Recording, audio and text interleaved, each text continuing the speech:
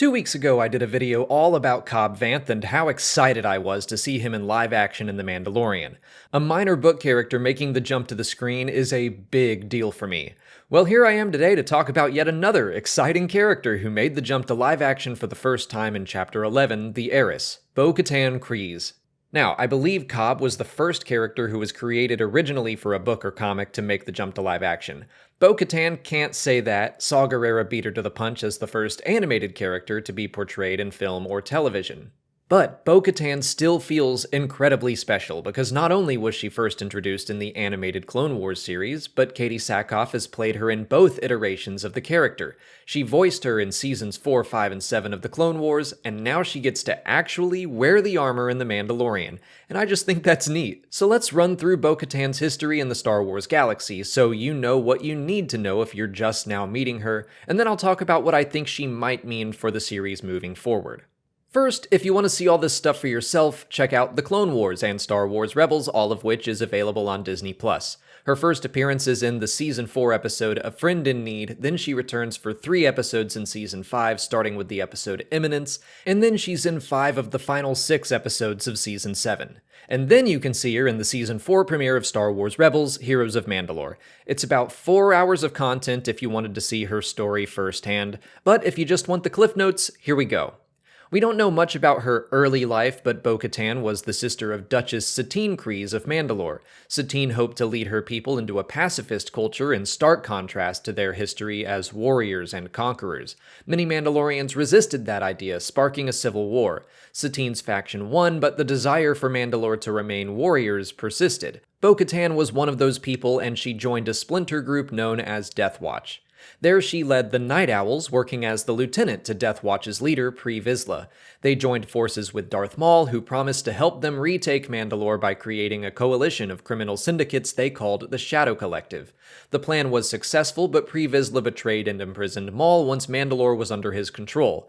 Maul escaped capture and challenged Vizsla to single combat. Bo-Katan watched helplessly as her leader was beaten and decapitated by a Sith Lord who now wielded the Mandalorian symbol of power, the Darksaber. Refusing to accept an outsider as her commander, she and the Night Owls fled.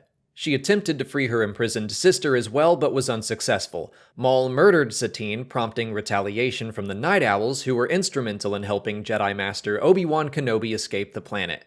Maul was briefly removed from power over Mandalore, but he regathered his strength to take the planet once more. Knowing she couldn't fight the Shadow Collective on her own, Bo-Katan sought the help of a former enemy, Ahsoka Tano.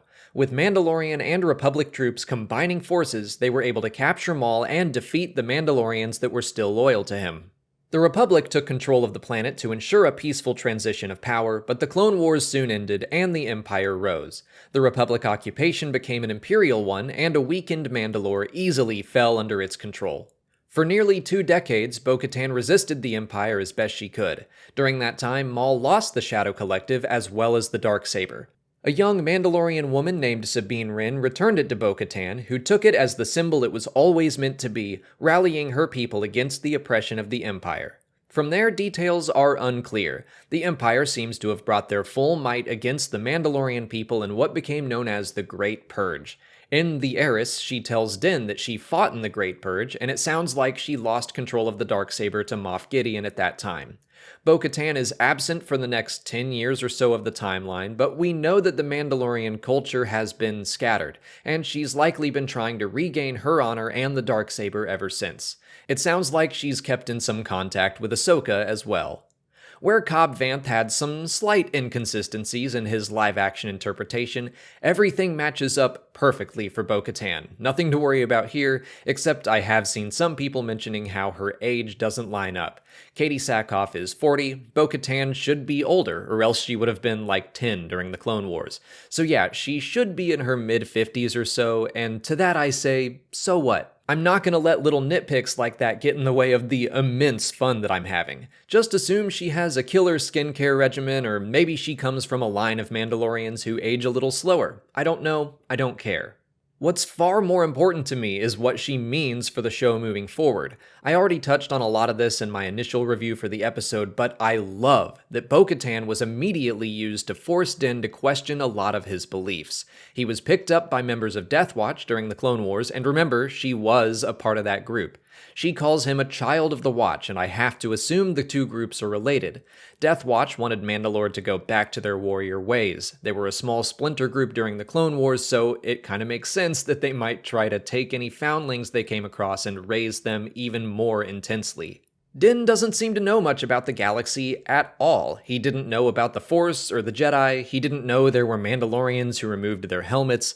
He seems to think the planet Mandalore is cursed and ruined, and he's not completely wrong about that. But anyway, that all starts to make so much more sense when you realize how he was raised. It really makes you look at that scene of young Din's rescue in a new light. Yeah, he was saved from battle droids, but then he was taken to a cult.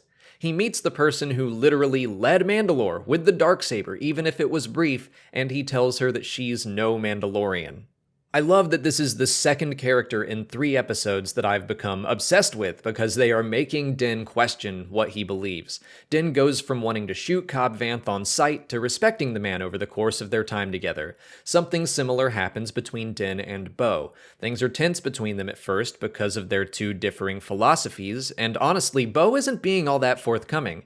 She talks about wanting to retake their homeworld and install a new leader on the throne, and then later, after she alters the terms of her deal with Din, she lets slip that she wants to be that leader. That's not a surprise, she is the heiress after all, but she should be honest with Din. And her altering the deal mirrors Din's own choices in the episode with Frog Lady, where she has to remind him to keep his word.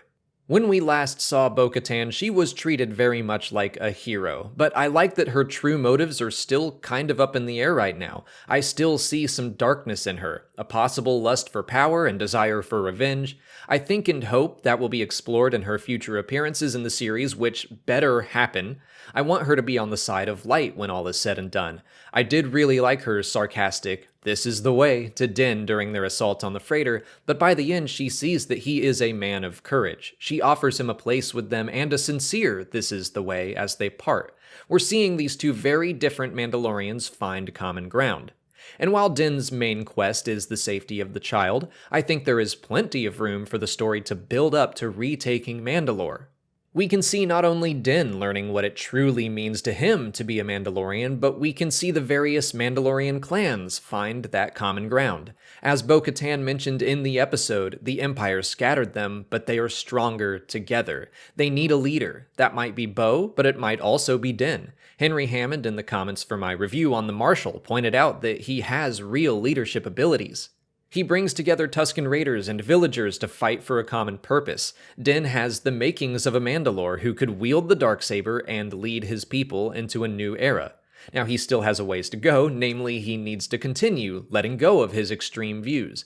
We see he's a pretty accepting person. He understands the Tusken Raiders. He relates with the Frog Lady. He has the biggest trouble accepting the people that are most like him, other Mandalorians. But if he can learn to set aside the rules and restrictions and rigidness, if one of the most extreme sects of Mandalorians can learn to accept all belief systems within his own culture, I think that's a pretty powerful message. There isn't just one way to be a Mandalorian, and by that I think the show is trying to say there isn't just one way to be a good person.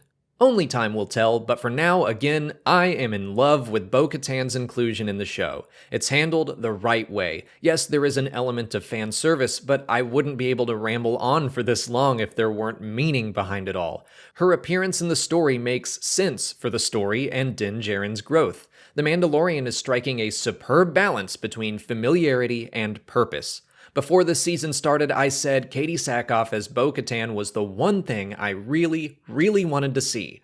I'm thrilled it happened and happened so well, and I can't wait to see what the future holds for her character.